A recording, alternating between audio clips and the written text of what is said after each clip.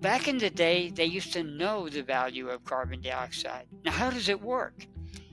When you apply carbon dioxide to the oxygen, it drives the oxygen in deeper. It doesn't stay shallow. It actually drives it in. So now you oxygenate the organelles and the DNA and the chromosomes and all the parts below that maybe didn't get oxygen because you didn't have the pressure to drive it in. The carbon dioxide gives it the pressure. This was clearly known 100 years ago, clearly understood. When in mining technology, they would add 2% carbon dioxide in for the miners because they knew they didn't want to kill their miners and they knew that the miners would start to get diseases and strokes and things if they just used pure oxygen in the mines. So they figured all this out.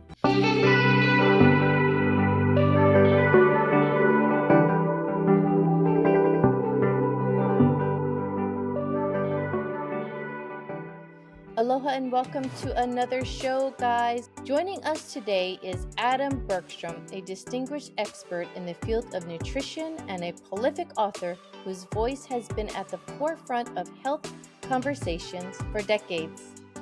Adam's approach to wellness challenges the conventional, offering fresh perspective that provoke thought and inspire change. He's a sought-after speaker and a returning guest who never fails to enlighten our discussions with his deep insights. If you've enjoyed today's episode, please leave a positive review, follow, and subscribe. I aim to keep the show free, but running it is very expensive. So to help with this, I include links with a discount code in the show notes below. If you make a purchase through these links, it supports the show without any extra cost to you. If you find it in your heart to support the show, consider buying me a coffee or making a small donation. Every bit helps keep the show going. So, without further ado, let's welcome Adam Bergstrom to the show. How are you? Super groovalistic, posipunsticacious. Were you at the market today? Yeah, no, that was Saturday. We got a little mixed up on the time, so I'm glad I heard the ding on the Facebook. I thought, I bet we were looking at standard time because we eat by standard time and use the other time for our market and things like that. And so somehow we got confused. We were down in the garden today, which was quite an ordeal. And our landlords are gone for a month. Again? Yes. And usually when that happens, we have disasters. I think I told you before, we had the alarm was on for 3 days. The rats attacked. The water went out. The electricity went out. Everything was going out. It was absolutely nuts. And this has been a habit. When they leave, that happens. Well, this time it's been mildly... There were other problems we were having that didn't have anything really to do with them, except we maintained their garden, and they let us, get the squash and the tomatoes and the apples and things out of there, which has been nice. But anyway, we're now at a smooth place. When earlier this month, my son visited me, and we had to clean up and get ready and everything like that for it. He lives in Oregon, and so we spent a day with him, and his timing was good because normally the landlords don't like any visitors, and that's okay. We live behind the hedgerow. We don't have visitors, so it's a good thing for us, especially in California, which is really getting nuttier by the day. Thousands of homeless crapping in the sewers. The sewers can't handle it. There's all kinds of disease, and et cetera, et cetera. Anyway. They don't talk about that on the news. No, they don't. They want to keep it quiet. That's why so many people are moving out, they call the Governor U-Haul. And San Francisco, see, the problem is because of all the things that happened, people have moved out of the office buildings, and because of COVID and all of that. So I believe there's like a 40% vacancy of the buildings, and of course, how the people who own the buildings can't pay the rents. And now they're getting so crazy that we just solved a mystery today when I saw a video, a YouTube video of all things. In Sonoma County, they were passing a law where you couldn't be a local farmer. Local farmers were going to be illegal. In other words, you had to be a corporate farmer or be in some other business.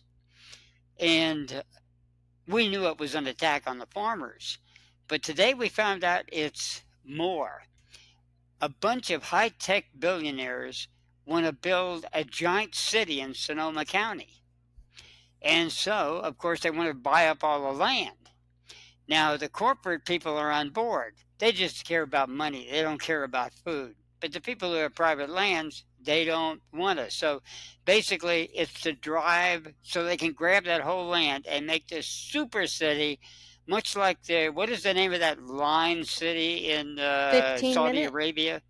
Oh, What is I it? don't know. Yeah. It's a 15-minute concept. Except the one in Oh, Saudi okay. Arabia is huge. It's about how many miles long is it, Susie? It's long. It's miles long, like 50 miles long. They went a city 50 miles long with no cars, and they have 3 stories or 4 stories, and where you have bullet trains so that you can go back and forth in 15 minutes at 300 miles or whatever. It's across the entire Saudi Arabia. Well, this is a whole county they're going to basically take over, evict all the cows, and I'm sure the corporate people don't care because they're just in the money. They don't care if they pollute it or whatever they do.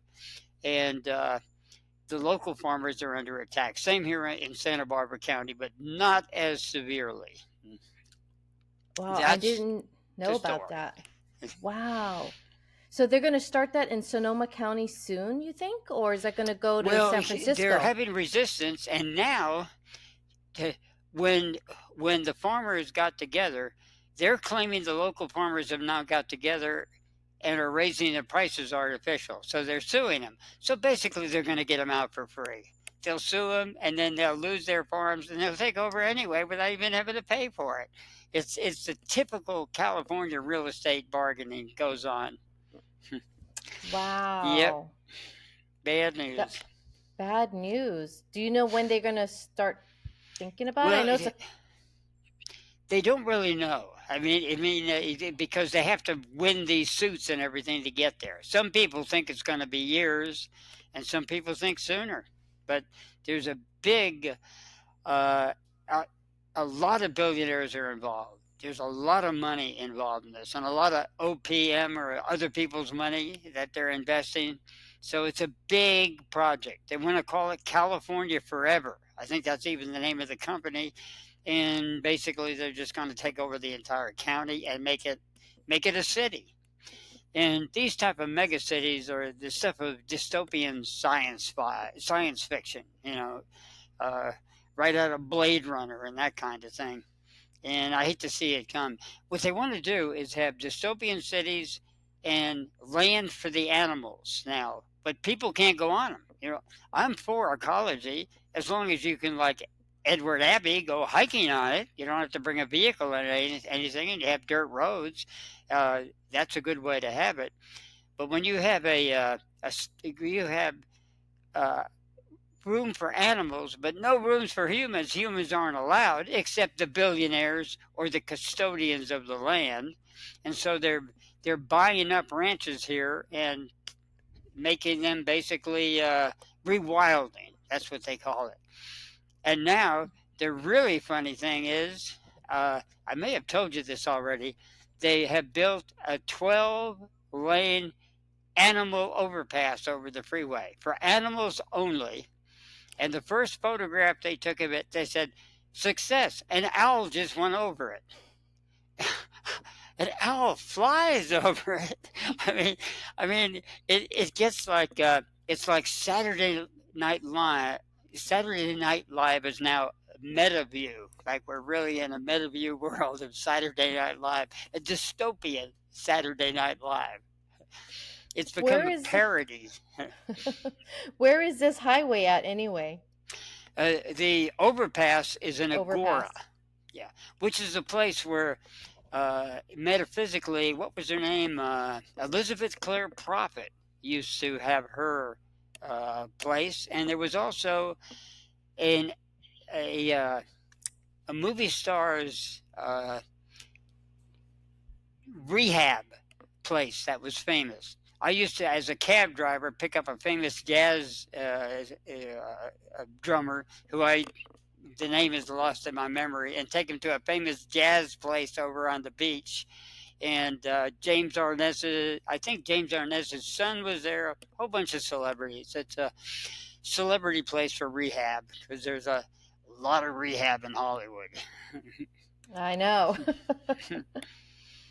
Wow. Well, that's interesting. But I'm really excited about today's conversation because I think we said we were going to talk about lemons. You said to remind you about the lemons. You didn't say what about lemons. You just said lemons, astral travel, and I wanted to ask you about carbon dioxide because you have a book about that. Yes, we'll definitely talk about that. And lemons, there's not too much to say about lemons, except they they there are techniques I found out about, and it has actually the oranges helped me a lot. I think I told you I got rid of a whole bunch of diseases. But the one thing that wasn't going away was the easy bruising. I had to be really careful about bumpy things. But I didn't get what's called petechia and even purpura, which are self-generated. The skin is so fragile, it just makes a black and blue mark. You don't touch anything. It just breaks internally from the pressure of your own body. And I had that for before I ate the oranges and gave up tuna and mayo. I had them about as much as once every month or two. And it started in the 90s. So this had been going on, let me see, well over a decade when I did the oranges and gave up the tuna. And then found out about yellow fat disease and omega-3 fatty acids and fish oil and flax oil, etc. But the bruising, it got a little better, but then it started getting worse again. So it happens that our landlords say if the lemons fall off the tree, you can have them, And it happened that while they're gone, a whole bunch of lemons fell off. So I started eating a couple a day with my orange, and lo and behold, the easy bruising stopped, and a lot of the varicosities have actually been improved. So I remembered reading. Actually, I read it in one source and heard it personally from someone as another source. Uh, both people described the same thing. They learned a technique where once a year you eat one lemon, and then you go to the next day 2 lemons, 3 lemons, and you work yourself up to 15 lemons by the middle of the month. Then the 16th day, 14, 13, 12, and down to 1. And that's your deal. And the first person I heard that worked with a fisherman who used to do that off of Mexico, just south of the border. A place easily gotten from Yuma that a lot of Arizonans used to go to.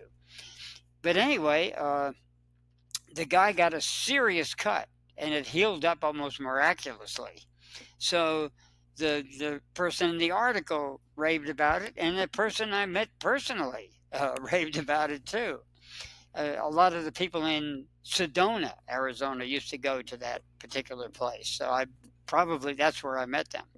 So anyway, there's something about lemons. Even though they disagreed with me when I first started doing it. I poured in a lot of sugar, extra water. They still kind of gripped my stomach. But then it stopped, and now I do sometimes 2 or 3 lemons until the lemons are gone, and we're probably going to get them at the farmer's market too now. So lemons are, that's pretty much all I can say about lemons. Would it be because of the vitamin C in there? I think it's more bioflavonoids, and if Donald Lay was right, the riboflavin. Now, at one time when he said it was the riboflavin in the in certain food that worked for bruising, I thought I was correcting him. I said, "Do you mean bioflavonoids Flavo means yellow, by the way. And he said, no, riboflavin. So I happened to research that and find out that riboflavin is the hardest of the B vitamins to be destroyed. And a lot of B vitamins survive in cooking. So obviously it's going to stick around. And so the bioflavonoids and riboflavins, they're both generally supposed to be good.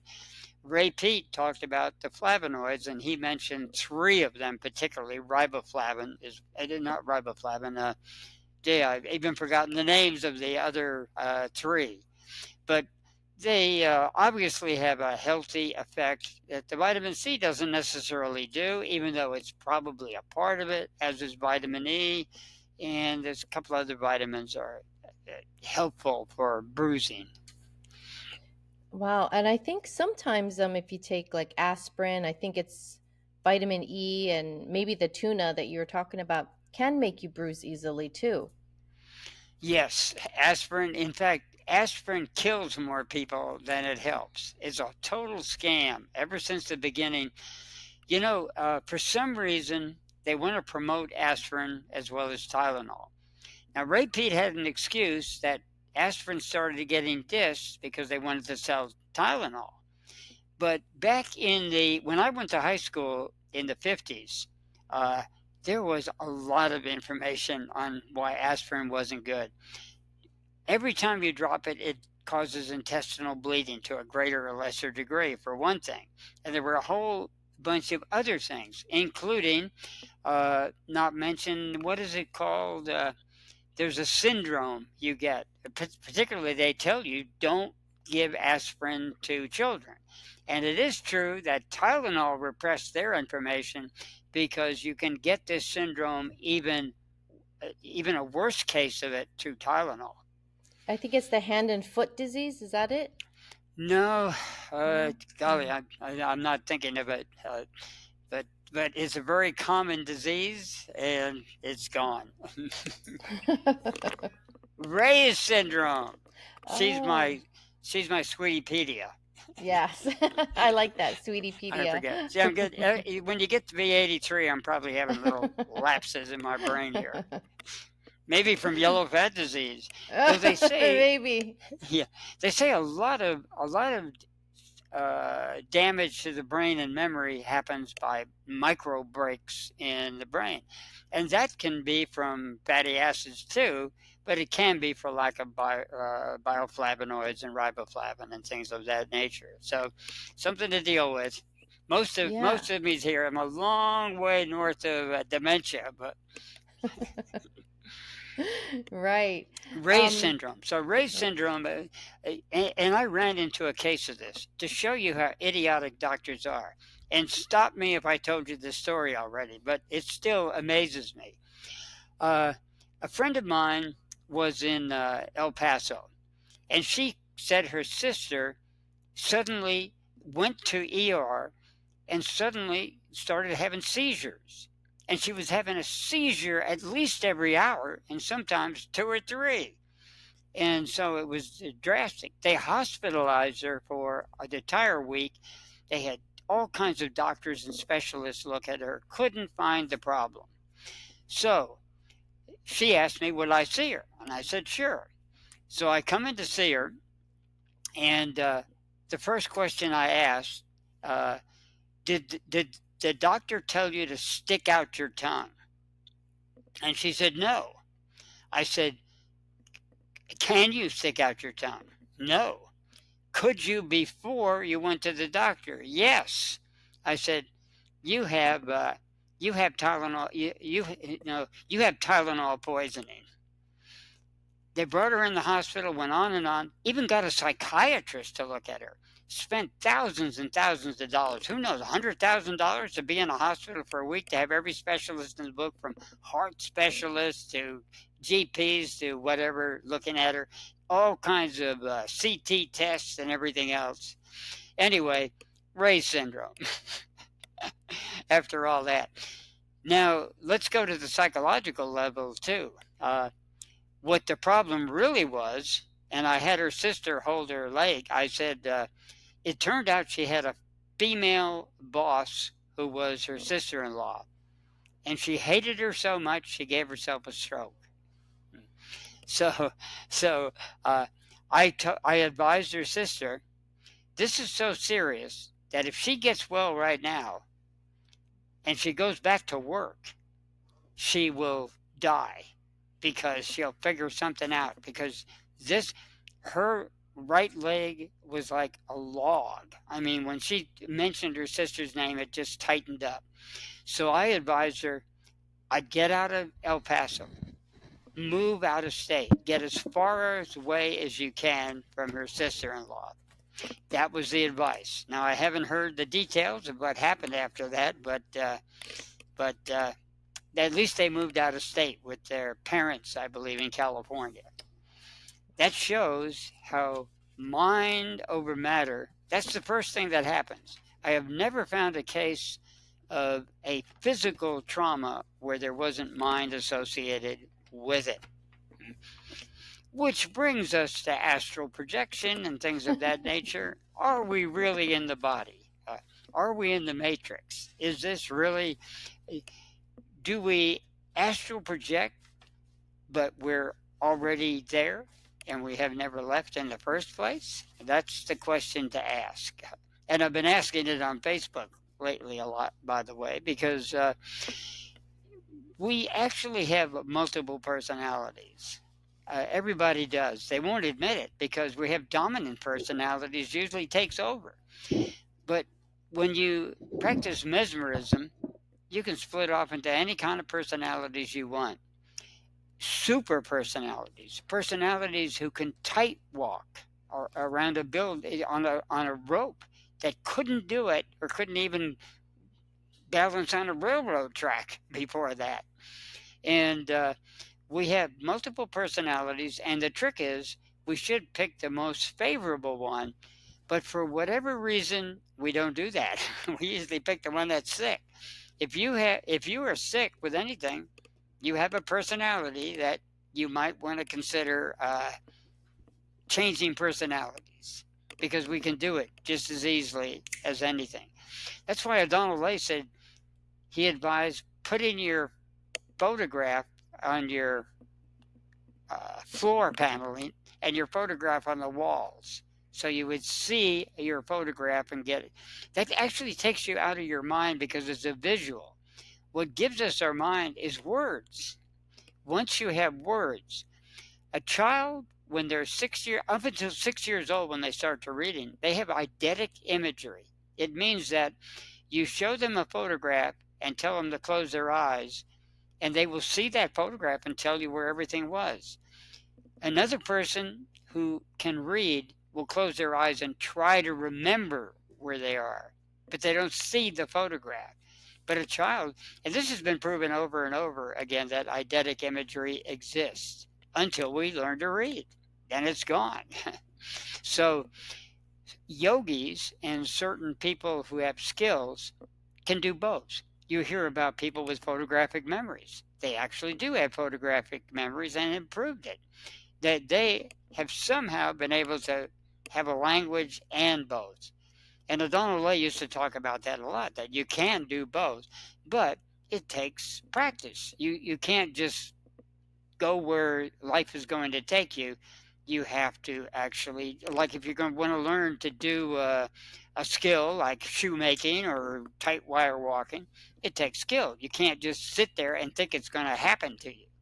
So that's the trick. But most people can't see the value in it, but they don't realize that if you can change out personalities, you can get rid of diseases just like that, as happens when people are mesmerized. Now, sometimes it takes a long time. One person took 4 years to get rid of cataracts that had whited over her entire eyes. It took 4 years. And the mesmerist was just trying to make her feel good. She thought that that would at least make her, because she was getting depressed, obviously, by being blind and couldn't walk in this village. But then suddenly she realized this woman could slightly see her again. And then she continued on for 4 years with the treatment till the person was, their eyesight wasn't 20/20, but they could walk to the village by themselves. Before that, someone had to lead them there if they wanted to go to the village. If someone didn't show up, they sat there and couldn't get any food or anything like that. So So she cured it by herself? after that, yeah, she was fine after that. She No, well, no, she the person, in this case, someone mesmerized them. Now, my point is, if someone can do that, why don't we mesmerize? And if you have affirmations, like a friend of mine has done, you can get rid of a lot of conditions by simply talking. But mesmerism is even more. You can energize yourself simply. Applied kinesiology is a type of mesmerism because you can affect people through walls and talk about astral projection. The first time I heard you could do it at a distance, I had a friend of mine in Sepulveda, California. It has a new name now. It's in the central San Fernando Valley. I used to visit his house a lot. So I called him from Houston, Texas, 2,000 miles away. And I said, "You want to do an experiment?" He said, "Sure." My friend was very strong. He was a gymnast. He could do the Iron Cross. He could do the handstand on the rings, all that kind of stuff, really muscular. His two sister-in-laws, who were kids at the time, I think one was about 14 and one was 16, if I remember correctly. We arranged it so they would muscle test them. You know how you've seen muscle testing tests, I'm sure, applied kinesiology, muscle response testing. So Gussie, the one girl, she agreed to push down on his arm. So I said, push down on his arm. And says, yeah, he's really strong. They knew he was really strong. He's a bull. So then I said, I'm going to do a technique now. Now, without telling him what I was going to do, I simply ran down his line 2,000 miles away and directed myself in his direction. I told Gussie to test him again. His arm went right down. And he got upset. And she said, oh, I can push him right down. And then I said, okay, let's try it again. And this time I went up. And now she said he's stronger than before. That's when I knew that the highway patrol and the police and the military use those techniques to weaken and strengthen people. They call it splitting the optical field. Well, he couldn't see me. And besides, I've done it through walls. After that, we ran experiments to see if we could do it through walls when they didn't see what I was doing. So it can be done, and you can make a person feel better that way. We even have a saying, I feel up today. I feel down today. There it is.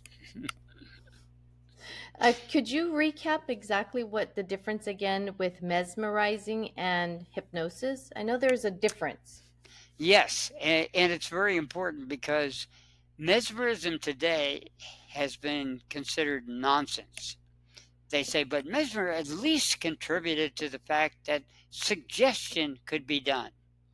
So you can suggest to a person.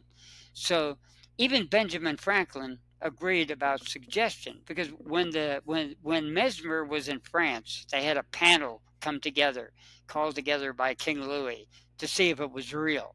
Because Mesmer was making a ton of money with all these rich people, including Marie Antoinette, with his mesmerism. So they brought together a panel, and Benjamin Franklin said, there's no energy there, no animal magnetism, it's suggestion. And that was his humble opinion. Mesmer said there was an energy, and that certain people had more or greater ones. Now we call that chi, and it definitely exists. Some people do have strong energy. Okay.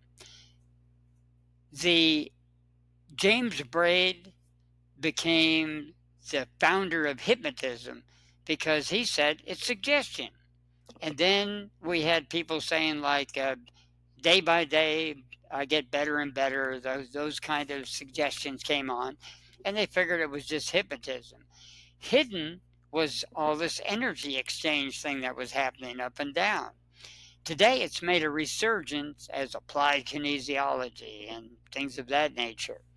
The police use it. They disarm people by going like this. They don't bother with any of this stuff. It's all like that. A Texas Highway Patrol man showed me that. They also disarm people by making them say a number over 10 automatically weakens them. Something I learned from Donald Lay, by the way. So they know that too. They have a lot of other techniques he didn't show me. The military, I figure if the Texas Highway Patrol person has it, they call it control techniques. It's part of control techniques. And the military and police departments all over the world use it, including Interpol. So you know, and they don't want to tell people that. But at one time, mesmerism became so popular, there were hundreds of books written. It was as well known as today, let's say, what would you call it? As well known as aspirin today. I mean, everybody knew what mesmerism was. Almost nobody, unless you lived up in the mountains, never heard of mesmerism or animal magnetism. And they believed, some of them believed it was regular electricity, and others believed it was another type of magnetism. Obviously, this isn't your standard type of magnetism, but when you think of it, an electrical system by TV or satellite that can go thousands of miles, that's just about as miraculous, and it's very much related to the phenomenon. So, so anyway, it can be done like that. So mesmerism is the energy without saying anything, and hypnotism is where you say something and suggest it. Now, I was interviewed on a radio station once by a guy, and I showed him that. And he said, "That's suggestion. You just suggested you're going to weaken and strengthen me." And I said, "Do you have anyone in your station that isn't listening to the show?" "Yeah, there's an engineer in the lunchroom." "Okay, bring him in." So we brought him in. And I sat him down and said, "We're going to do an experiment. Okay, I'm going to put my hand down like this, and it's going to make you stronger than you ever were before." This is when I first tested him. He was regular strength. So I went down. "It's going to make you stronger than ever." And of course, his arm went right down. And he laughed. He said, "Yeah, I guess that didn't work, did it?" He's laughing. The rest of us are watching. So then I said, "Okay, let me try it again. This is going to make you weaker than you were ever before." And now I'm stronger. That didn't work out. And then the announcer who did the radio show, we were on an AM station, said, "Ladies and gentlemen, if I hadn't seen this, I wouldn't have believed it. But I just saw with my own eyes that he suggested one way and it got weak. So there is some kind of energy here." Now, he had been a professional arm wrestler before he was a radio announcer, and after the show, he asked me how to make people weak and strong by doing that. As I might have told you about the girl with the matchstick arms that I taught to do that, and she challenged Muhammad Ali to I know I told you that story. But anyway, the point is that that's mesmerism, no suggestion.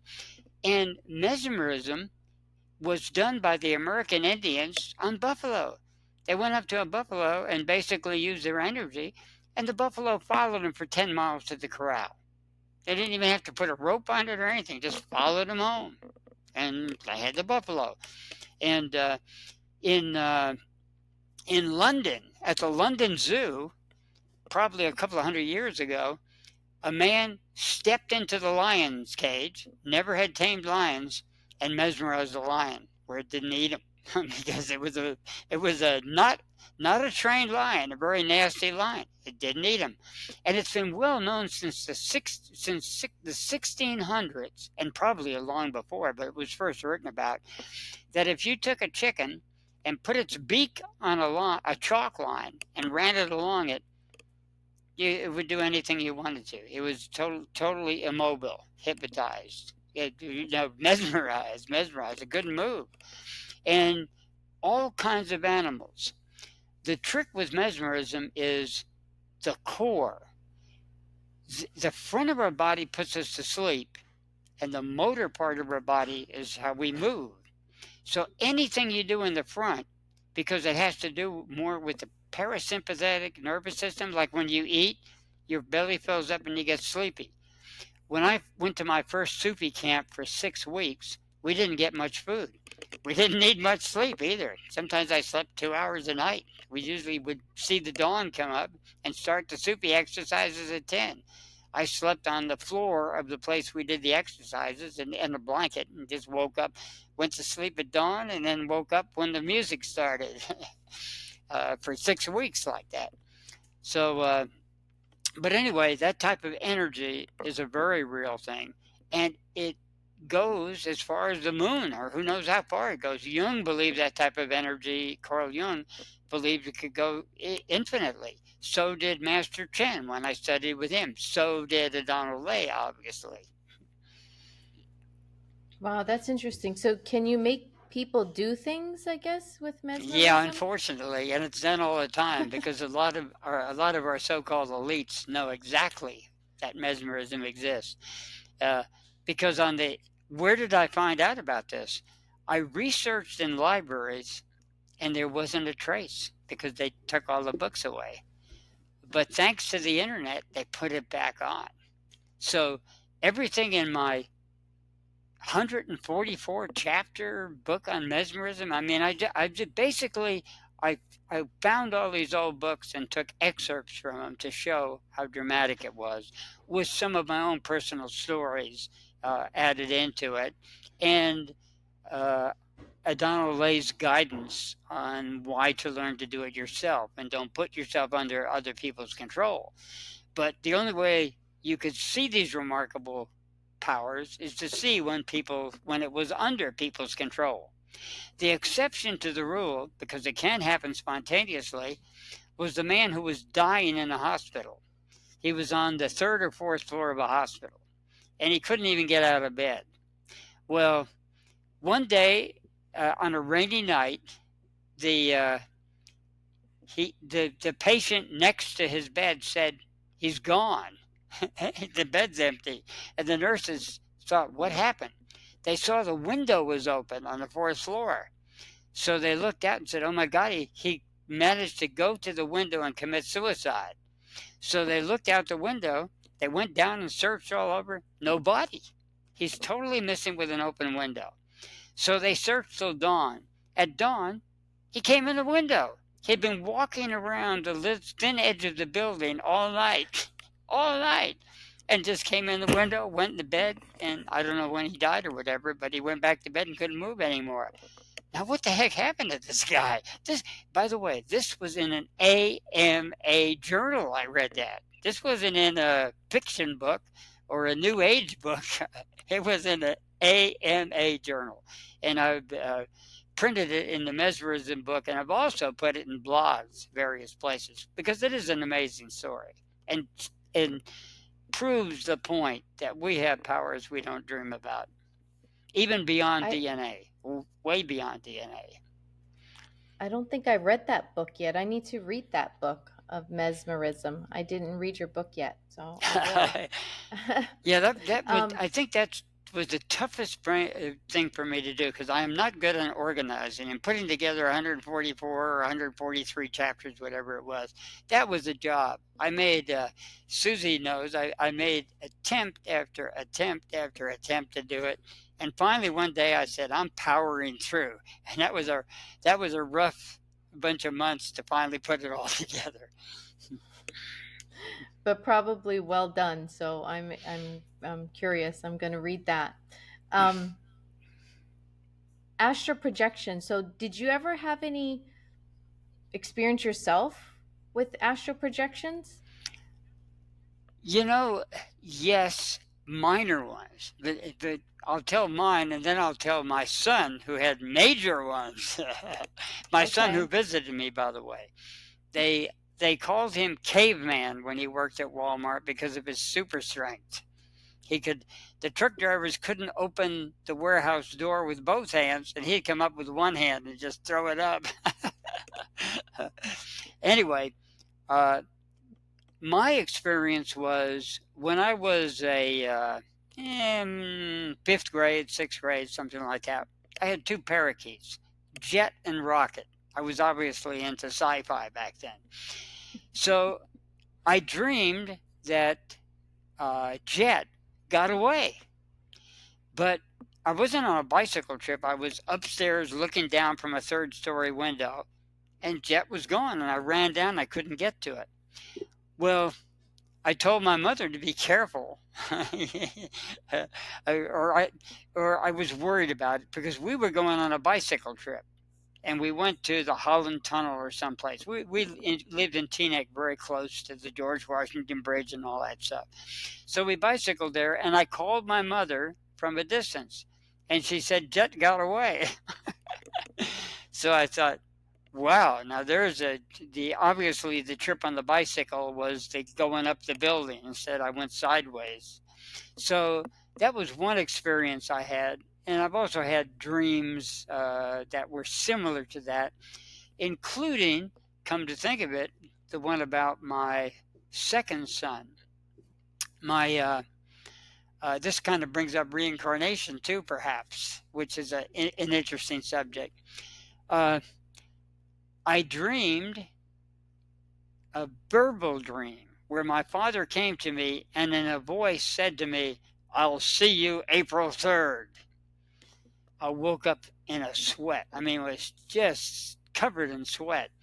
And I thought, what does that mean? My father had just died a few months before. And I said, what does that mean? And so I saw an astrology book. My mother thought she was a Aquarius, got mixed up, and I mean, let's see, what is she? A Capricorn. So she got mixed up, and she said, you might as well have this astrology book. So I opened it up to check my astrology, and something fell out.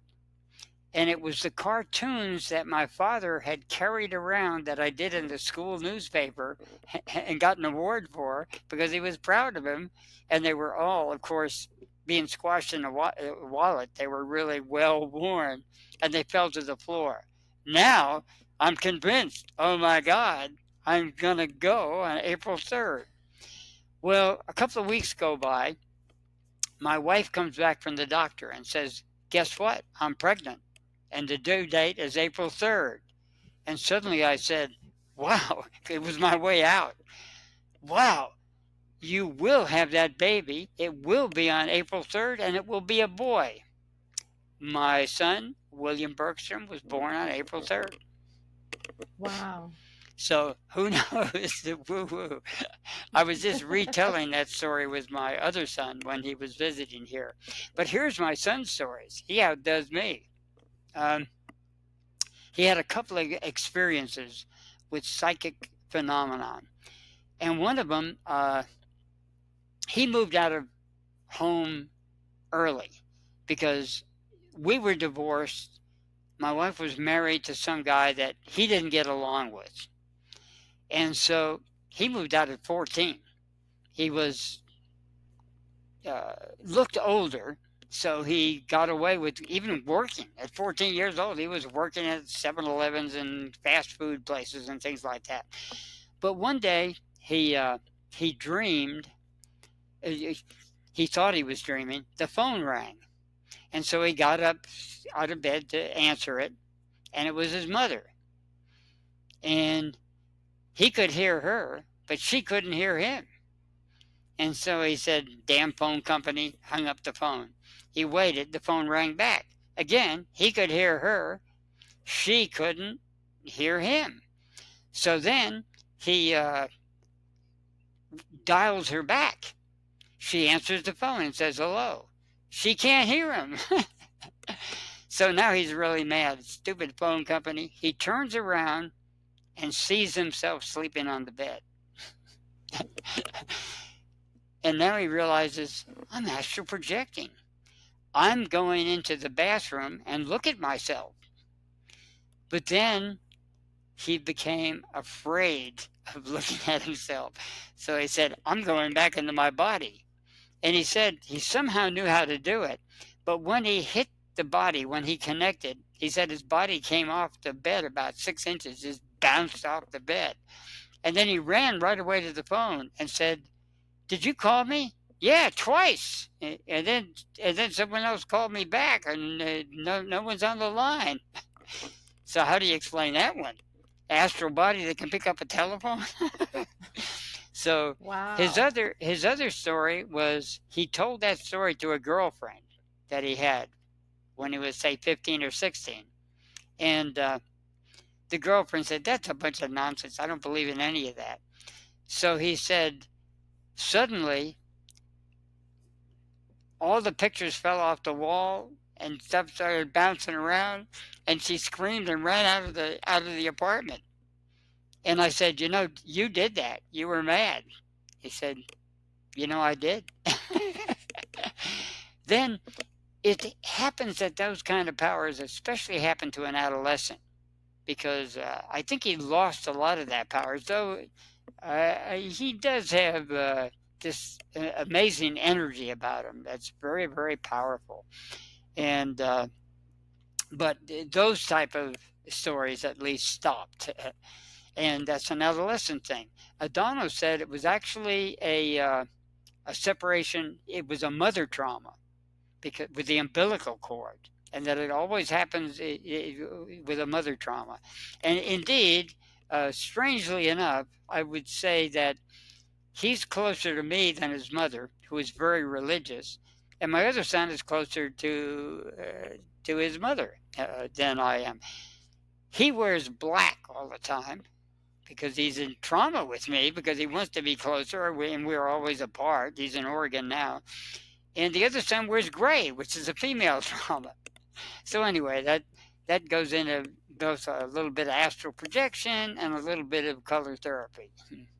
Oh, neat. So black means if someone wears black, they possibly want to be closer to their If they father? wear it a lot, yeah. And one Oh. time I was in Austin, everybody's wearing black, but people go through father traumas collectively, and it doesn't mean every time you wear black, you got. I got black on today, in fact. the uh, it doesn't mean every time you're habit. But here's an interesting thing: when I would visit my son, the day I left, he would wear white. It was almost like it was recycling with my visit. He's even painted his bedroom black. That's how much he's into black. Painted black. Isn't that the Rolling Stones? Yeah, he loves the color black. And what it will do, a color either gives you comfort or distaste. So people can be traumatized by a color by wanting it to sedate them or wanting to avoid them. Either way. So That's color therapy is interesting. a very interesting thing, with gray being mother, black being father, red being change of location or lifestyle, orange being sex, yellow being change, I mean being a decision, green being resentment, disillusionment for blue, like the blues, and on with all the colors have an actual meaning. If you conquer those colors, they become therapeutic. If people try to use red light and they have a moving trauma, they're not going to do very well with that red light therapy that they think that's helping them. Oh, interesting. Oh, I had something I was going to ask you. Oh, I forget now. It was something about colors. Um, it'll come to me. I should have wrote it down. I forgot. We still have time, and maybe another show. Yeah, it It's a was big something about. subject. Yeah, yeah, it's quite interesting about the color therapy. I don't remember what I was going to ask you now. Wow. And we were talking about astral projection and we got into colors, so but that's it was really interesting. Um, Anything else about astral projection? I mean, is it something that people can do on purpose by, Yes. I don't know. Uh, Now, conscious dreaming is close to that, and I've come very close to astral projecting through conscious dreaming. Uh, in fact, one time when I was practicing conscious dreaming, I actually followed my body. I became awake in it, and I went into a psychic's house that was well known in Houston at the time. Now, in the Sonoy method of dream control, which was very popular back in the 70s, you're supposed to uh, let it all hang out. So, anyway, I did inappropriate things with the psychic in my dream. So when I came back to, when I told someone about it that I knew, who knew this psychic, she said, "You just described her living room with the step down when you come out through the front door where she greeted me at the door." And I thought, oh. Then I taught a meditation class at a Catholic university of all places. They let me do it. The priest checked me out to make sure I wasn't getting too wild. Uh, I brought in both Catholic meditation, I brought in India, and they were okay with it. But a famous psychologist took my course, and he said, "I don't think you should be messing with that because you could be breaching reality by doing it." So I stopped. I didn't stop conscious dreaming, but I stopped doing inappropriate things, which was advised by the Sonoy dreaming. You're not only supposed to go and make love to somebody, you're supposed to demand a reward and come back and be able to tell the tribe about it. So anyway, I stopped that. Probably good thing. Yeah, yeah. He was a what was it? I don't even remember his name anymore. Bud something. He was actually in the National Enquirer, but he was also a famous psychologist who was let me see, what is his name? Never mind. He was a famous psychologist that was associated with New York psychiatrists and psychologists and that kind of thing.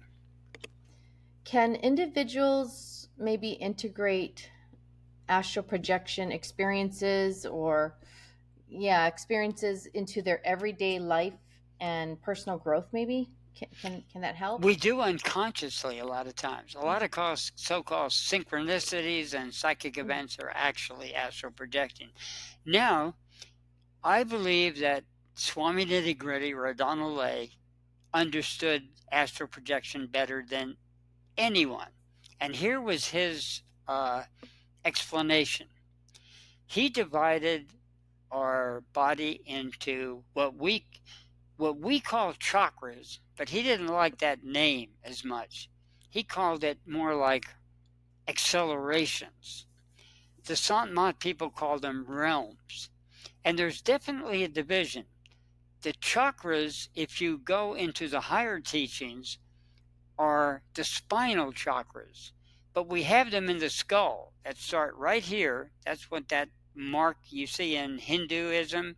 That's supposed to be the third eye, but it's actually the 10th door or the doorway into the chakras, which end up at the medulla oblongata, the mouth of God, right behind the physical mouth. So anyway, his take was, let me describe the 8 chakras that he talked about, or the 8 realms. Matter acting on matter. Just like that. It's you can do it. Now, you may do it harder. You get a spark. That's energy acting on matter. Everything above matter on matter we can't see. It's within the realm of, we don't usually see it unless we're psychic or some kind of a master. That also is electricity or ionization. Then comes consciousness acting on matter. It's when you read a book, and it's also magnetic energy. That actually is animal magnetism. Then comes energy acting on matter. That is sometimes called cosmic consciousness. Past that, you can't get higher, according to the teachings, without someone who has been out of the prison of the matrix. Because the matrix ends at the consciousness. When many gurus say, I have cosmic consciousness steady with me, they're still stuck in the matrix. They just have more control of the matrix. Beyond that is what the occultists call the rings past not. In Indian technology, they call it Sun, S-U-N-N, and Mahasun, the great darkness. And to get through that, you get to be what's called a 5th level master. That is consciousness acting on energy, not on matter, but energy. And that's much more control over the environment, and you see the actuality of things.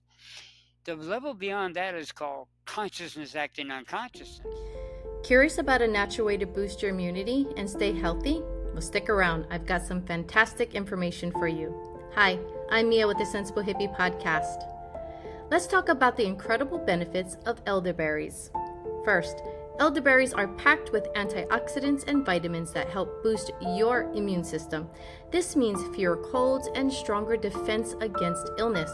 Second, they have anti-inflammatory properties that can help reduce inflammation and pain, perfect for keeping your body feeling great. And finally, elderberries are known to support healthy heart, improving circulation and reducing cholesterol. A heart-healthy choice. Llama Natural elderberry gummies are a delicious and easy way to enjoy these benefits. Try them today and feel the difference.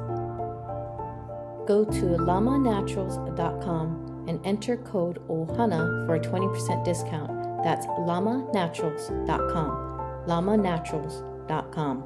The level beyond that is called consciousness acting on consciousness. Now, Adonal Lay, I believe, was at that level. And that is a level where mind on mind. Once you get to that, you're Neo in the Matrix. You realize you are the Matrix. So you can control it, of course, because you can stop bullets or everything because you are the Matrix. And all the energy of that means you're free of it. Then you stay in it. The next level is called being acting on consciousness. And that is the ascended master level. Both Adonal Lay and Carl Jung said that's without meaning. If you're ascended, what has that got to do with living? So they both were not big fans of ascended master. They were more into immanence than transcendence. And then the next level is beingness acting on beingness. No mind, just being. You will find in yoga philosophy, they want to tell you that consciousness creates everything. But in Sant Mat and other religions, and Swami Nitty Gritty's view, there is there is beingness first. You have to be before you can do anything. And they forget about that. Wolfgang Pauli, Carl Jung believed in consciousness over beingness, but it's the other way around. However, one day Adonal and I were looking at the sky, and he said, you see all those stars up there as far as they can go? There is physical matter there, but it can fit in a thimble. All the rest is acceleration. Now that means mind power. That means once we demesmerize ourselves, we can be anything we wish to be, but we choose to live in this matrix. And there it is. So that was his theory. So he would say astral projection has to do with the first three levels. One, he told me, I'm sitting in the chair. I want to go to the market. This was actually an actual conversation, I'm paraphrasing. He said, I want to go to the market. We were about to go to the market. He said, I'm instantly there because I'm visualizing where I'm going to go. That's the magnetic state. That is consciousness acting on matter. But now, how do I get there? How do I get from matter acting on matter to consciousness acting on matter? The astral projection part would be the traveling. In my mind, I think, oh, I'm going to go out to the car. I'm going to start my car. I'm going to go out the driveway. I'm going to make a turn and take this road there and then get there. That is the second level. So strangely enough, we go to the third first and the second. And that is actually a theory written in a book whose title has escaped me, where you do that kind of back and forth thing between the consciousness and between the so-called chakras, accelerations, realms, all kinds of different names they have for it. But anyway, so his view of astral projection is we're already every place. There's no place to go. We just visualize ourselves going there, and then we're here, and think that we astral projected when actually we were there all the time. In the same way that if I have a camera now and take a picture of you, It's how did it get here? People just take it for granted. Well, there's a camera. Well, but how did it get here? And also, how come if someone else takes a picture here, you're there, and you're here, and you're here, and you're here, and you're in back, and you're all over the place, and you're there at the speed of light, or even faster than the speed of light? How can that possibly be? So anyway, we're already there, That's and interesting. it's some. These are all theories now, but. Hmm. I subscribe to that idea. It makes a lot of sense. So you don't have to be asleep. Are you? Well, I know you said he's that Swami Nitty Gritty. He can be wide awake and be somewhere's out of body. How how can one do that? Do you have to be in a half asleep state, or do you have to be um I don't know, you have to Theta or meditate? delta? The theta or Theta, delta that's your brainwave. brainwave that you have to be Yeah, in. which are And how do you get your usually associated with meditation and deep sleep.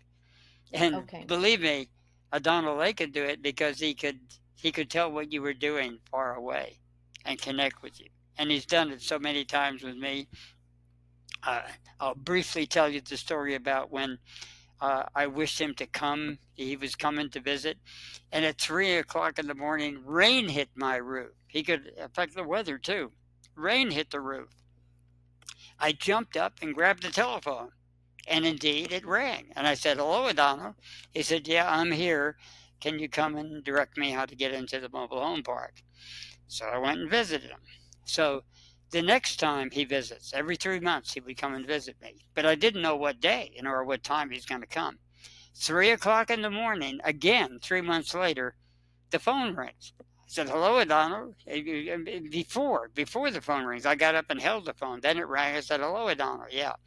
This time, he he came with a friend of mine named Ginger, and she said, "Are you doing something to get him here at a certain time?" I said, "Yes. How did you know that?" Because he drove like a bat out of the heck coming here, and he doesn't do that.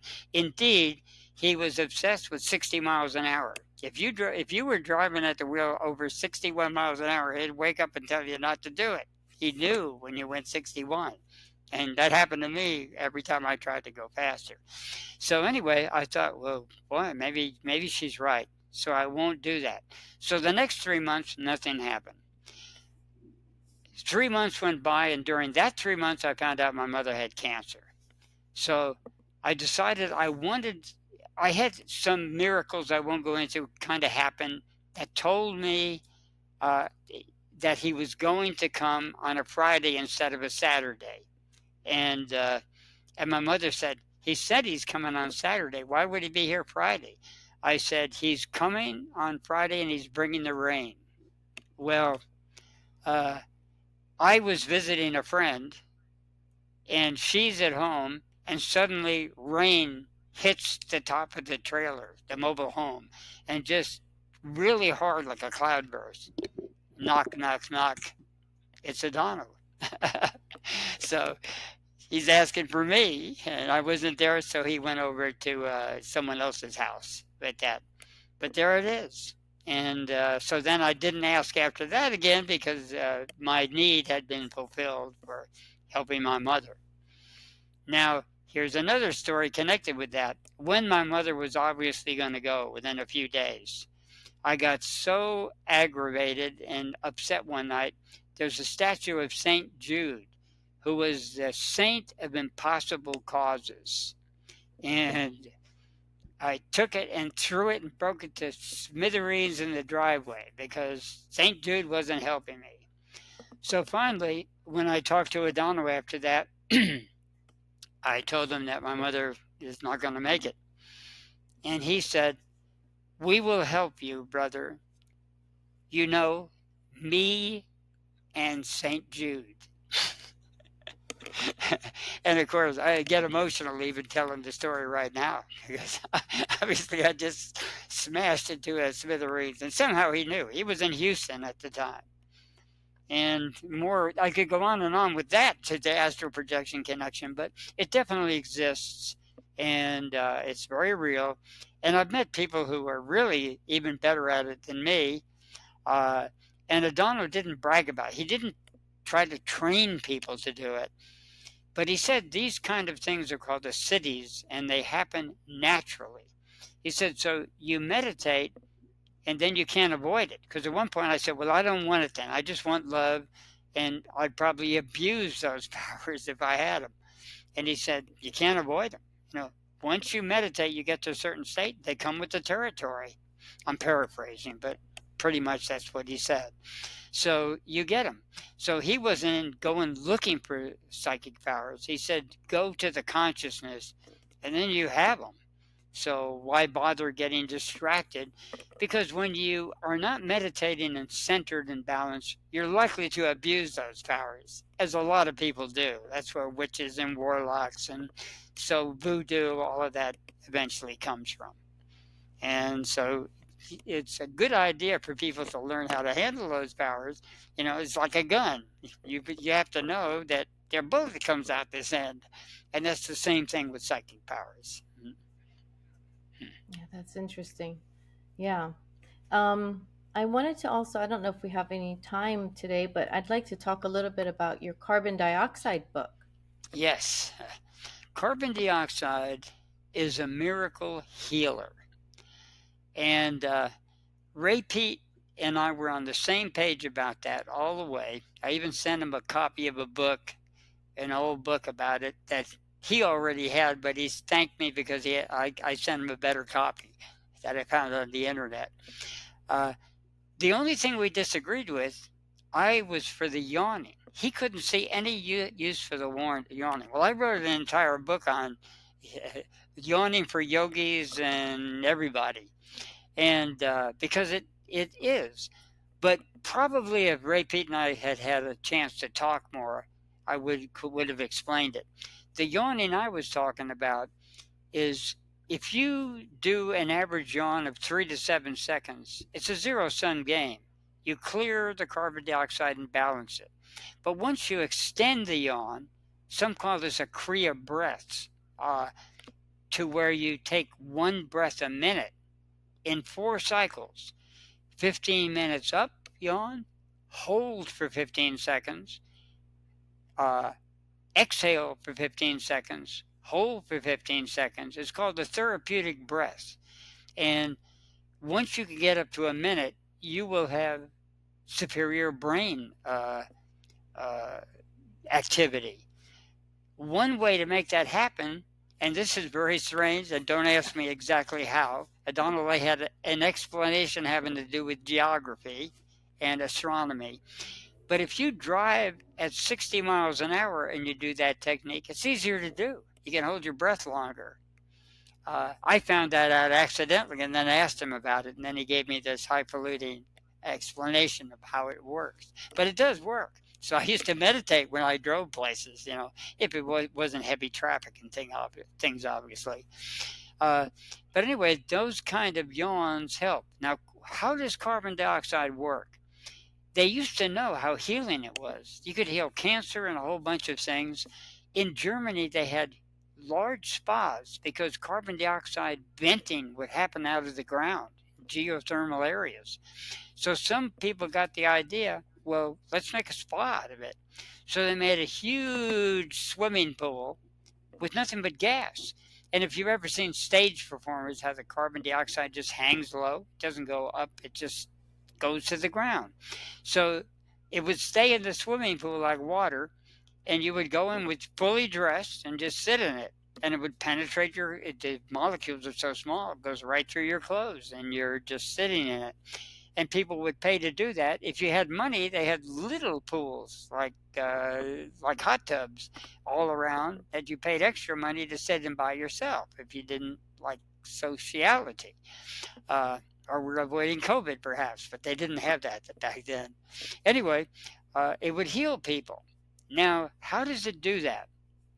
It turns out that doctors today give oxygen because you need more oxygen, not realizing that if you give more oxygen, it turns off your function to get oxygen. Just like that's probably how we lost our ability to get vitamin C. I suspect some people to make vitamin C within our body because we ate so much of it, we got it so plentiful, the body said forget it. The same with oxygen. When you get too much of it, it actually causes brain damage. So during the epidemic that happened, the so-called pandemic for the last 4 years, they put people on oxygen and ventilators. 90% of the people who got on the ventilators died. And the oxygen people, they killed them too.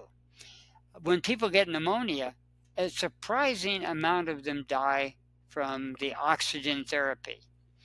Well, Scientific American has now run 3 articles within the last 10 or 15 years about how can oxygen damage your brain? Because every time you use oxygen, you get minor brain damage. Now, you don't instantly get dumb, but over the years, you're more likely to get Parkinson's and Alzheimer's and all these other dementia diseases off of that. And they clearly talk about it in 2 or 3 articles, 2 for sure, and there's a third one also. Well, back in the day, they used to know the value of carbon dioxide. Now, how does it work?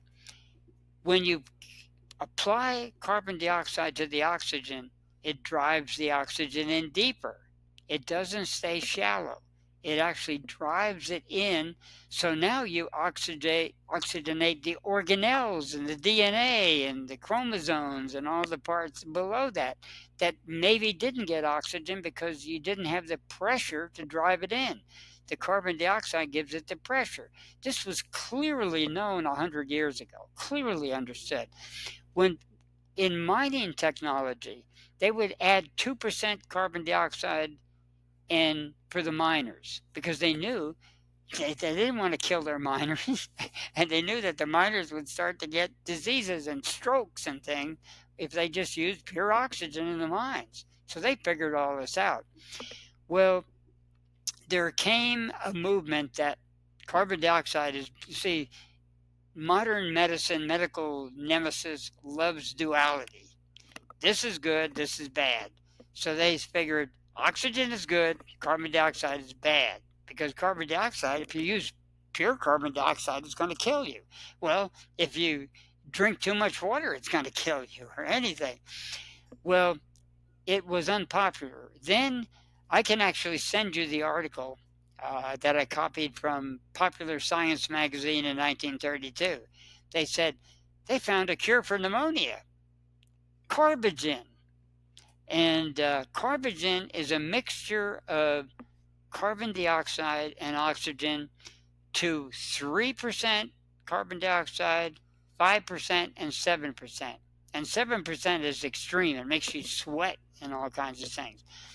But they had 100% success with pneumonia. Try and get that today. You get pneumonia, you're lucky if you get out of the hospital. A lot of people do, but still. Then they get pneumonia again because you've caused lung damage. And then you get it again and again and again with oxygen. So breathing oxygen causes that. You're okay with air because there's at least some amount of oxygen in the carbon dioxide, but actually more drives it in deeper and is therapeutic. Well, they put it in Popular Science and obviously forgot about it because today I guarantee if you go tell your doctor to get you want carbon dioxide in your oxygen, they're going to send you to a psychiatrist because they're going to think you're crazy because medical dogma mythology has this whole thing oxygen good, carbon dioxide bad. So anyway, the only thing they use carbogen, you'll find a page on it in Wikipedia now, is to test your tolerance for psychedelic drugs. They say if you have trouble with 3%, stay away from psychedelic drugs. 5% for sure, and 7% stay away from a lot of drugs because you have mental problems because you feel like you're suffocating. That's all they use it for now. That's all you will find on Wikipedia about it.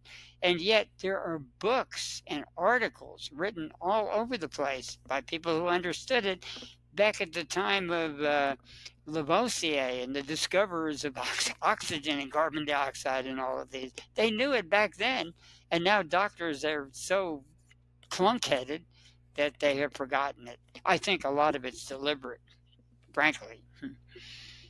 Is there a difference between nose breathing and mouth breathing? Yes, a book was written. What was his name? Bu, Buteyko or something? that's him. Buteyko? Butenko. Buteyko. But before Butenko was even born, it's been going on for thousands of years. I was surprised to find out that a famous Western artist who painted Indian chiefs, his first name was George. He went to 40 villages and painted all these famous chiefs. They let him in, they were friendly to him. They all practiced nose breathing. And they thought that the white man was mentally deficient because their mouth was open. Now think of it. I go to the farmer's market or in public a lot of times. I see a lot of people with an open mouth. Now, which looks the more sane? This one where I have my mouth closed, or what if I don't look too smart, do I? And I had to laugh the first time I went after I read that book by this Western artist. I went down and looked at the people at the farmer's market, and they don't look too swift when they're walking around with their mouths hanging open.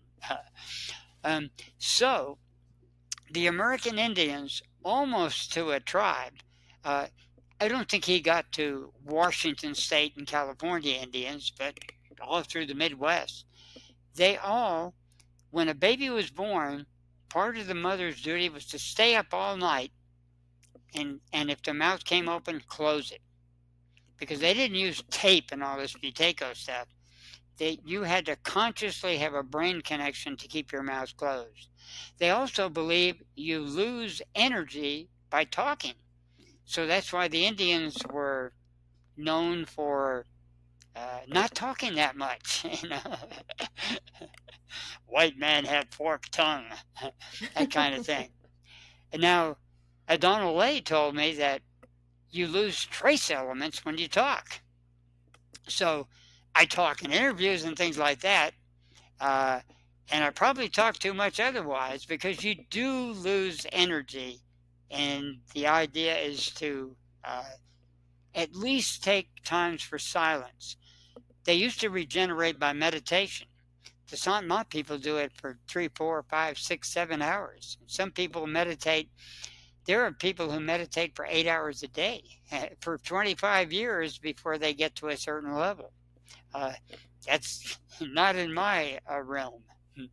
I think the longest I've ever meditated was 8 hours one time. And I actually meditated. I'm not talking about sleepitation. I was wide awake for 8 hours due to a unusual circumstance. Anyway,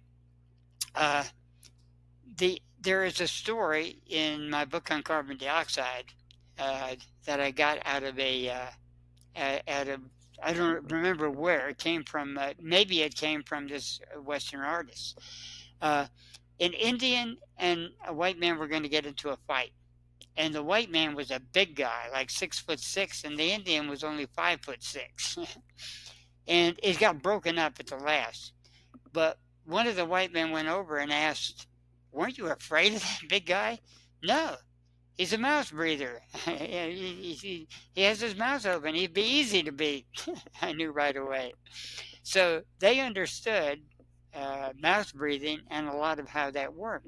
And we're talking universally. He went to 40 tribes. George Catlin, that's his name. Caitao. He's got a Wikipedia page, books. His book on the American Indians is well known. His book on nose breathing is not well known with illustrations because he was an artist, right? So that is on the internet. You can find it. So anyway, yes, it makes a difference. Ray Peat said it didn't make that much a difference, and I think you can become too fanatic about it. But it does tell you when your mouse is dropping low, your brain is on Facebook. What do they call that? Dream scrolling. You're out of it. And I notice when I get tired, my mouth wants to drop. Just like your eyes want to drop. Everything wants to go down in prolapse at the point when you're tired. Consciousness is up. That's why in solar nutrition, the tree is higher consciousness. That's for meditation. The foods are for the brain in the morning. Meats are for the exercise and for the middle of the day, and proteins. And then your nighttime foods are for your genitals and for your relaxation and your kidneys and your liver to regenerate overnight. So up and down actually is a reality in our world as long as we have gravity. Anti-gravity, then we don't have that anymore. Does breathing or managing your carbon dioxide levels, does that help reduce stress and anxiety? Those kind of proper breathing techniques? Yes, not only does slower breathing fights inflammation. So Oh. anyone who has any kind of inflammatory condition, including a cold or flu or whatever else you want to call it, simply by breathing slowly and even taking sugar, which increases carbon dioxide, will fight inflammation and stress. Anyone who has a cold, that's why you don't run around. You conserve your carbon dioxide. Vegetarians have more carbon dioxide than carnivores. It takes 1 unit of oxygen, no, 1 breath to digest a certain amount of rice. The same amount of meat, it takes 2 breaths. That's why you lock a lion up in the cage. They pace back and forth because they need that extra oxygen to digest the extra meat. So it's good for strength and fitness. But if you want brain power, then meat is one of the worst things you can do for brain power and longevity. The exception to the rule, you will find if you look at the lifelines of animals, the vegetarians by far outlive the carnivores. There's an exception to the rule. A crocodile can live for 100 years. That's way beyond a lion. They're lucky in a zoo to make it 22 or 23 years old, and most of your other carnivores. While horses and cows can make it 30, 40, 50, 60, 70 years. But here's the thing. Why does a crocodile and an alligator last so long? They can hold their breath. They can hold their breath up to, if the water is the right temperature, 4 to 6 hours without taking a single breath. Wow. Now in India, they live long by holding their breath as long as 40 days and 40 nights, like fakirs would do it. And the British thought that was nonsense. They thought this guy was crazy. You told me that.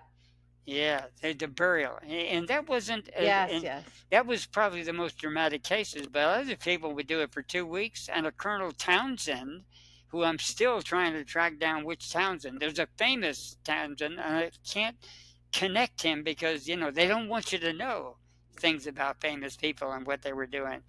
But I think I finally found the Townsend, but I'm still trying to see if it was really this decorated Townsend who later became a politician in England and everything.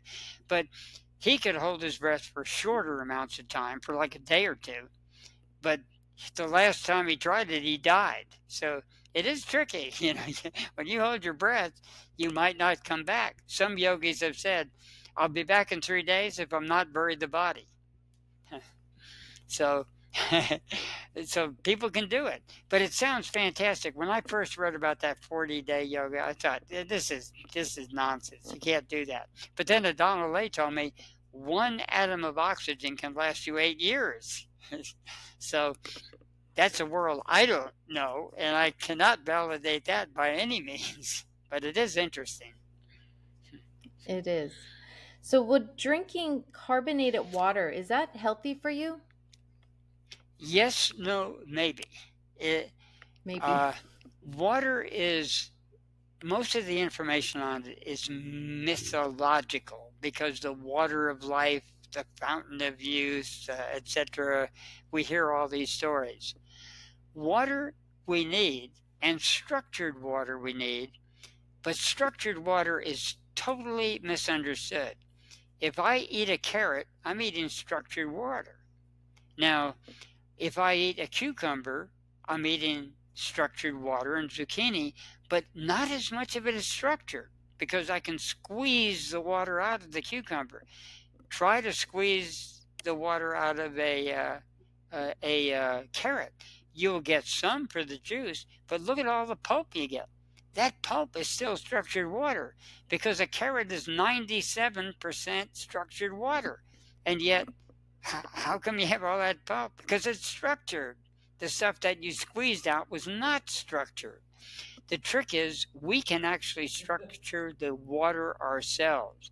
But all these con people, many of them don't know because it's all over the internet. You buy structured water and it's more or less structured. And there might be a tiny bit of structuring because everything in the universe is structured to a degree. Even water is more structured than gas, obviously. But most of when you are buying structured water, hide your wallet or purse because you're being victimized by a person who has probably been victimized to believe it too, because only a certain amount of people know it's false information. Now, water, if you drink the right amount, and this is the usual way to do it, your urine will come out straw colored. If you put it in a jar, it should be straw colored but not too dark, and it shouldn't smell. If your urine comes out dark and it smells, you have a problem. And that kind of urine can make kidney stones, bladder stones, and all kinds of problems and havoc with you. So you find out what you need. Obviously, in Arizona, in the middle of the desert, where on a really hot day, the pavement at the airport can melt. I've been there when that's happened. You want to have a different amount of water than you do if you are at Lake Tahoe during the winter skiing. So the trick is to do that urine test unless you have a specific disease, which is really, really rare. You just watch your urine. If it's dark and odoriferous. Now, here's another trick, though, that I'm going to add to that I didn't know until I ended up with a hernia. If you get off and stop urinating, that's not the end of it. If you sit down again and you massage your bladder, you can get more out. But you will find that the water that comes out later is darker and more prone to kidney stones. Anybody who has a kidney stone, I'm not prone to it, knock on wood so far. Anyone who has a kidney stone, after they urinate, they should stand up, sit down, stand up, kind of do a yoga and squeeze out every bit. When they see that dark urine, especially a urate stone, if you leave it in a jar, you'll see it precipitate. Well, you want it to precipitate in the jar or the toilet, not in your bladder, because then you end up with kidney stones. And so if someone with kidney stones, immediately they drink enough water to flush it, but they make sure it goes out.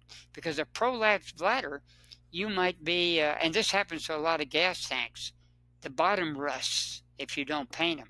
And a lot of cheap ones, they don't do it. So all that rust circulates. The same thing, all that stuff stays at the bottom. You empty the bladder, but you don't empty this bottom part. And then some of that circulates, and you get kidney stones out of that.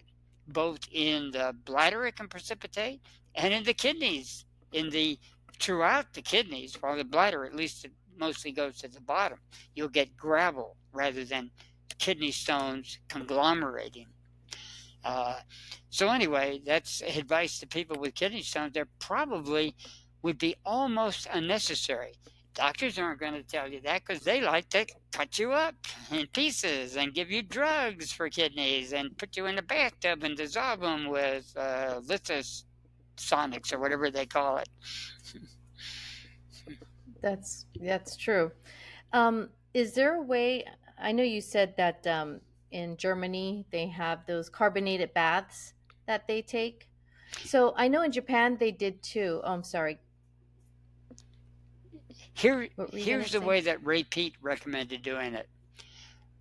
You can go down and get carbon dioxide and you get a plastic bag and you put it in a plastic bag and you put it in your arm. And he claims he has gotten rid of injuries on himself and other people within 1 hour. That would have been really serious. He said you can do it in the bathtub, but there's a problem with sitting in the bathtub, which they may have had at the spa, but they had unlimited carbon dioxide. Now you got to pay for it, and medical carbon dioxide is expensive. If you have a breeze, you can't have a fan going in the bathtub because the carbon dioxide will blow out of the tub. So you can't even have a breeze. So, but a lot of people do use, I've heard of people using bathtubs, and obviously they did back in the day. Now, Ray Peat, they tell you that if you buy carbon dioxide from a welding shop, it's got impurities in it. But Ray Peat, you've got skin. What's the big deal? So he would just buy it at a welding shop for like $10 for a big container and put it in the plastic. And he used to do it a lot. He and his wife would put a plastic bag on him for an hour while I watched TV or whatever, or we're on the computer or whatever they did. So yeah, it's very healing. It works on infection. Now, too much carbon dioxide can generate cancer.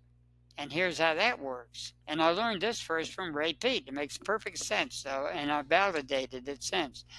He said, if you put a tourniquet around your arm and make your arm completely numb, and you don't move it, you're much more prone to cancer. Because cancer starts as a non-oxidative reductive process. It starts from lack of oxygen. But if you want super muscles, you put that tourniquet around your arm and you start doing curls or discs or tricep lifts or whatever. And now you get a super muscle instead of cancer because you're moving. And actually, all muscle growth is an anabolic or non-oxidative process. It's a reductive process. It's basically carbon dioxide building your muscle. Oxygen is what destroys it. And actually, when you break the muscle down by exercising, you're oxidating it and breaking it down to supercompensate. So after you work out at the gym, if you breathe slowly, you'll build the muscle back slowly, and your recovery time can be reduced dramatically by slow breathing, by meditation, by bag breathing, by things of that nature, and by sugar. So that's the trick for that. In cancer, and Ray Peat didn't seem to know this, but Dr. Emmanuel, bless you, sneeze at the truth. Again, the one thing that Emmanuel Revisi realized that Ray Peat didn't, there are two diseases. Ray Peat mostly seemed to think there was nothing but an inflammatory disease. Well, nature doesn't work that way. It's yin and yang, and in between. There are, I would say, as an average, 50% inflammatory diseases and 50% paralysis diseases. What's the difference? Oh, that hurts, that hurts. Oh, I can't feel that. I have no feeling. And that's usually the worst scenario. In all the war movies, the pilot gets shot and he says, I can't feel anything, so I know this is the end. So both are serious diseases. And cancer grows in an anabolic process of growth. It grows and without oxygen. You take the oxygen away, it grows. Now you hear the opposite. They want to tell you that oxygen will protect you. Well, it will protect you from cancer, but here's the problem. It protects you from getting cancer. Now what happens when you get cancer? You have grown a cancer, a tumor, and what does the oxygen do? Break it down. What's that called? Metastasis. That is not good. So if you metastasize and break a tumor down, you better have something to kill it elsewhere. They do that with tuberculosis, by the way. It's a two-pronged therapy. You get it out of the cell one way, and then you kill it while it's out there. If you just break it down, and you have a metastasable cancer like ovarian cancer or breast cancer, you're messed up now. It's all through the entire body. So you better have some way to break it down. Strangely enough, sugar will help break it down, but that's another story. So anyway, carbon dioxide for a metastatic cancer, then you want tourniquets and you want bag breathing because you don't want it to metastasize. You need other therapies, but at least that will slow the process down. Now, instead of dying in 2 days, you might have 2 weeks or 2 months by slowing it down like that. So it's a step toward conquering cancer. And you add in the mind and mesmerism and other things, and you use everything you can. Physical, all of those chakras I just delineated or accelerations, you want to use everything you can get and throw at it. When you say, oh, I'm just going to do it through the mind, usually that gets people in trouble because our minds, including my own, are not that strong until you really give it a lot of thought. And I've been too busy getting married 5 times and doing this and hitchhiking and everything. So you only have so much time and you can dilute your energies quite easily. That is true. I'm an example of what not to do. In many ways. Well, that was very interesting. I always really love to talk about you about all kinds of things. We talk about all kinds of stuff, going down different rabbit holes, and it's really fun. And I'm very grateful for the opportunity to always learn from you. It's always enlightening. I love our conversations. And that brings us to an end of another episode. I want to extend a big mahalo to my special guest and friend, Adam Bergstrom, for diving deep into the mysteries of health and nutrition with us today. Adam, your insights never fail to inspire and challenge our thinking. If you've enjoyed today's conversation, please show your support by hitting that subscribe button and leaving us a review. It really helps to spread the word and grow our ohana.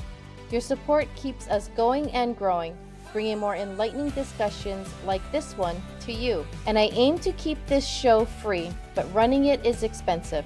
To help with this, I include links with discount codes in the show notes. If you make a purchase through these links, it supports the show without any extra cost to you. Until the next time, ohui ho kako. Bye.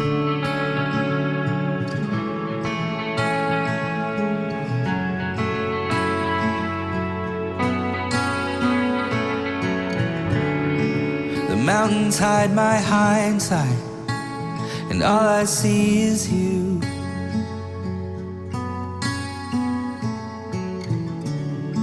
The future out before me is coming into view.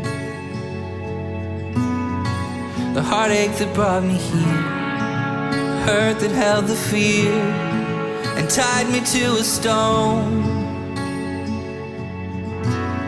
Now I'm rescued from my chains, I'm free to walk away, and now I'm coming home.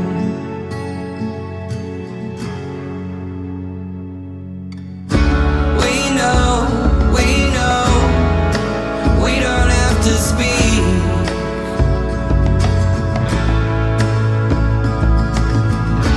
We know, with our eyes closed, we still see. We can hear it through the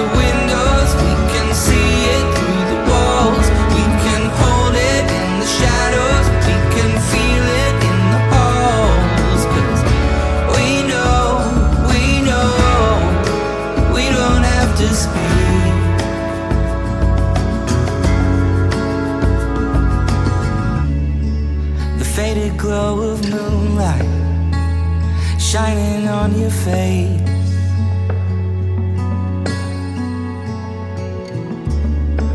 I'm holding on to love nothing could replace. The heartache that brought me here, it's all been made clear.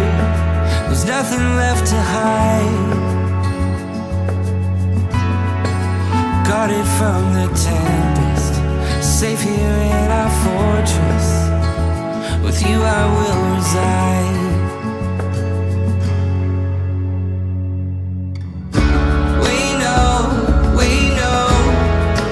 We don't have to speak.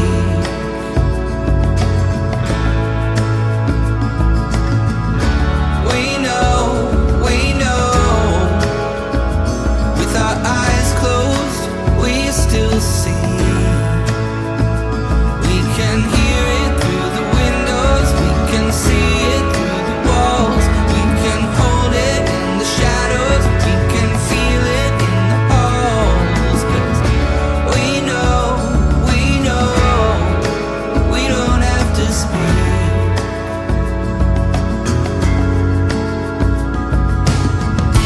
We know the hidden strings of fate. We know the energy we make. We know the stars illuminate. I know